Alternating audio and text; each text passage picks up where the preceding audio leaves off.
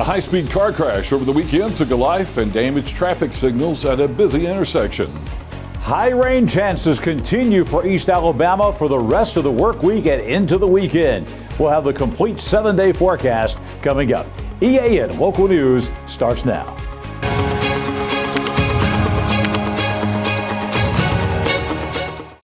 This segment of EAN Local News is brought to you by Waldrop Metal Buildings, custom metal buildings built right here in Anniston. Hello, we're glad you could join us. I'm Carl Brady. An Ohatchee man was killed early Sunday morning when his car hit a traffic signal pole on McClellan Boulevard.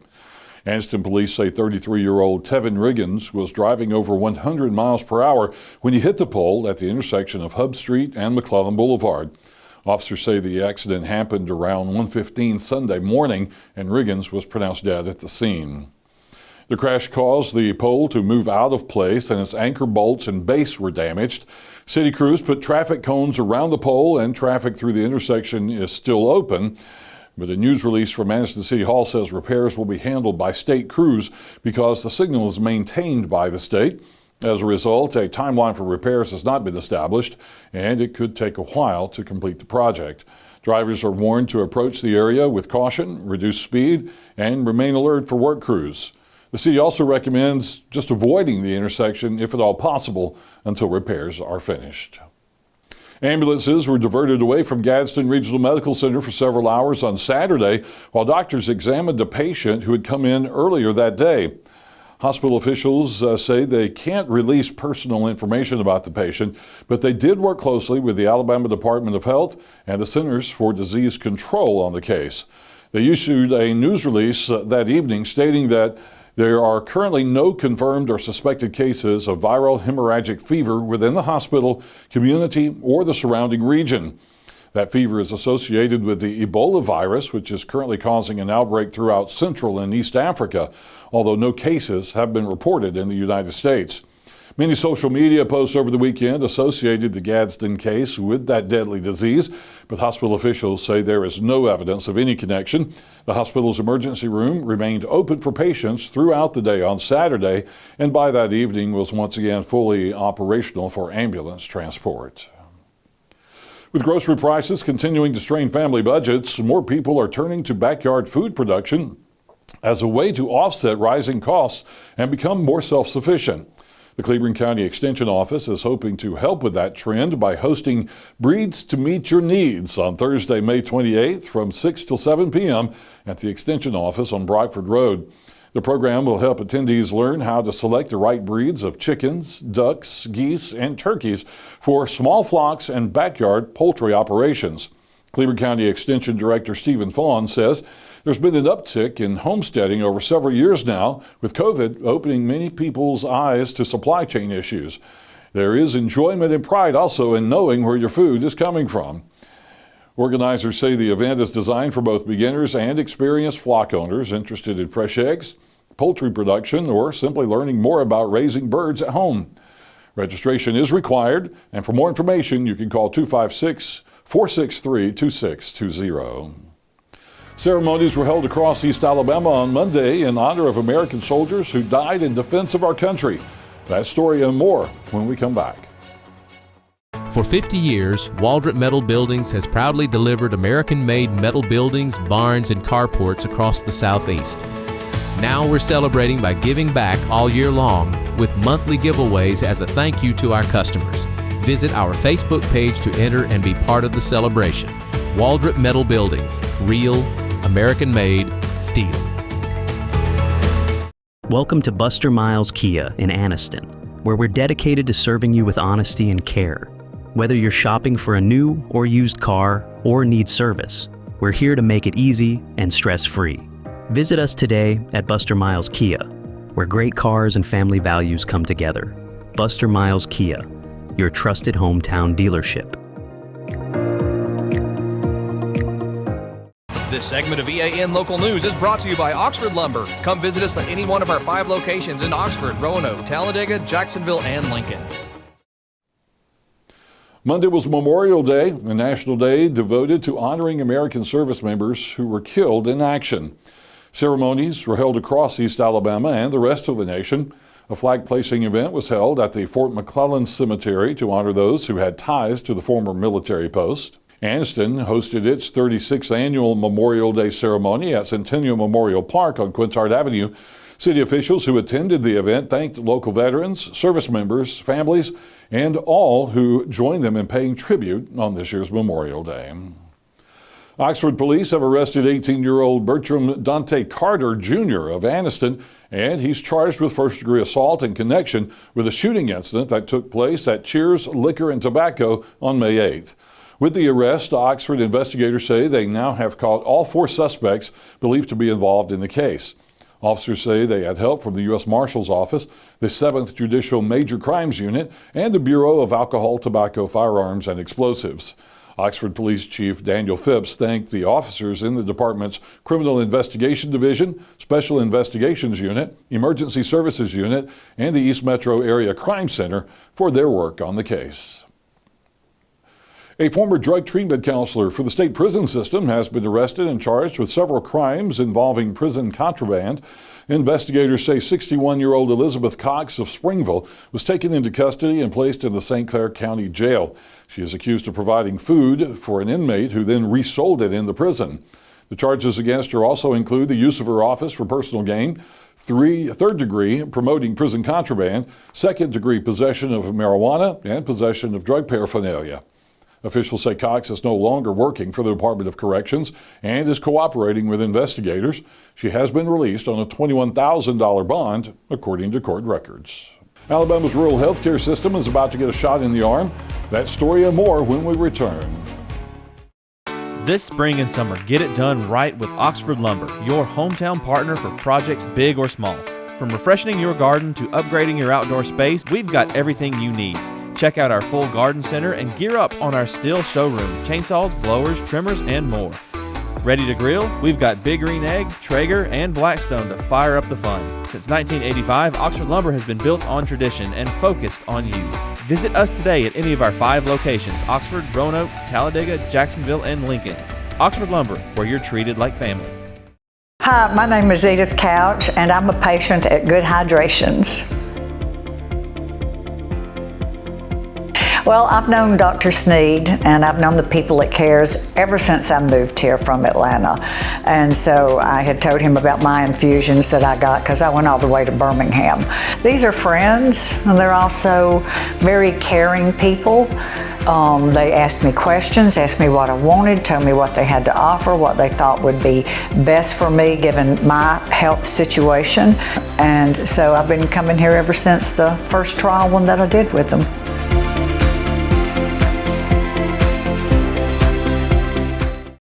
This segment of EAN Mobile News is brought to you by WM Grocery, located in Heflin, Wadowee, Roanoke, and in Piedmont. Agencies and organizations that provide health care in rural Alabama are invited to a public hearing Wednesday in Gadsden to learn about a new grant program. The workshop is one of 6 being held by the Alabama Department of Economic and Community Affairs to discuss how to spend $203 million in federal funds. To handle those grants, DECA and Governor Kay Ivey have created the new Alabama Rural Health Transformation Program. Ivey says the hearing will give interested healthcare providers and stakeholders information about the opportunities of participating in the program. Alabama's plan will target investments to enable new models of care and workforce pipelines to serve rural citizens. The hearing in Gadsden will provide an overview of the program and its 11 initiatives. After an overview presentation, participants will have an opportunity to ask questions and receive guidance on how to apply for the first round of grant money, which will be released in early June. ADECA Director Kenneth Boswell says his agency is making sure that potential applicants have the resources and support needed to submit competitive applications. Wednesday morning's workshop will be held from 9 until 11 in the Advanced Manufacturing Center's Flex Lab on Gadsden State's main campus. Well, boating season is here, and law enforcement agencies are encouraging the public to follow some safety guidelines to prevent accidents. Life jackets are mandated by law in all 50 states, and in Alabama, all boats are required to carry properly sized, wearable personal flotation devices for each individual on board or being towed. Children under the age of 8 must always wear a Coast Guard-approved PFD while on any vessel. According to the Alabama Law Enforcement Agency, most boating fatalities are the result of capsizing or falling overboard when people are not wearing a life jacket. Beyond life jackets, there are several other measures you can take to ensure a safe boating experience. The National Safe Boating Council recommends that all boat owners enroll in a boating safety course to acquire knowledge and hands-on experience. It also recommends a thorough equipment check, a float plan, and an engine cutoff device that can stop the boat's engine if the operator falls overboard. More tips are available on ALEA's website. Well, East Alabama got a lot of rain over the Memorial Day holiday weekend. How long is it going to continue? John Holder is standing by the EAN Weather Center, and he's got our local forecast. Carl, indeed, there is no end in sight to the rainfall. We've got several days of more rain coming to East Alabama. We'll break down the forecast next. Spring into freshness at WM. Celebrate the season with our bountiful selection of farm fresh produce. From juicy berries to crisp greens, taste the flavors of spring at WM. Visit us today and let the freshness bloom in every bite. EAN News would like to thank all our commercial sponsors. Go check out our sponsors' links in the description below. Certainly no sunshine today on the EAN weather cam on Quintard Avenue in Anniston. Lots of clouds, passing showers. That's been the story for the last several days, and of course that was the story again today. Here at the EAN Weather Center, 82 for the high, a little bit below the average actually for late May, but way above the average, 70 for the low this morning. You throw in the humidity, and it's pretty uncomfortable out there across the region. We've got another night coming up with high rain chances, showers likely tonight, chance of rain at 60%. The low tonight, only 68, will be in the 70s for much of the evening hours, and humidity values will remain in the 90 percentile range all the way through the evening tonight as those showers continue moving from south to north across East Alabama. Coming up tomorrow, really no change in the forecast. Some showers even as early as 9 a.m. in the morning, 73. Lunchtime tomorrow again, a passing shower possible, 78 degrees. Tomorrow afternoon, showers more likely as we get into the heating of the day. By 3 o'clock tomorrow, we're sitting at 83 degrees with a few showers around the area. Here's the 7-day forecast for all of East Alabama. And look at those numbers across there. There's some changes coming, but it's going to be probably the early part of next week before we see any change to this pattern coming. Widespread 70, 80, even a 90% chance of rain on Saturday. Highs remain in the mid-80s, nighttime lows in the mid-60s. Humidity values remain sky high. Looking at humidity values above 90%, dew point values hanging out around 70% plus.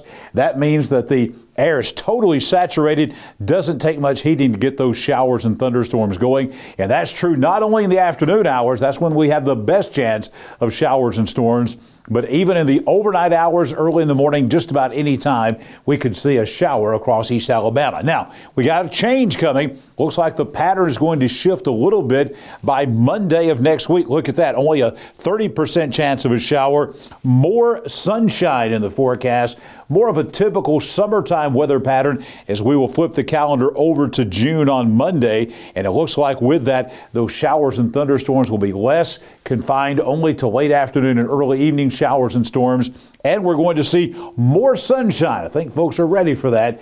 Been kind of cloudy and gloomy here the last several days, and we got more of that coming for the rest of the work week.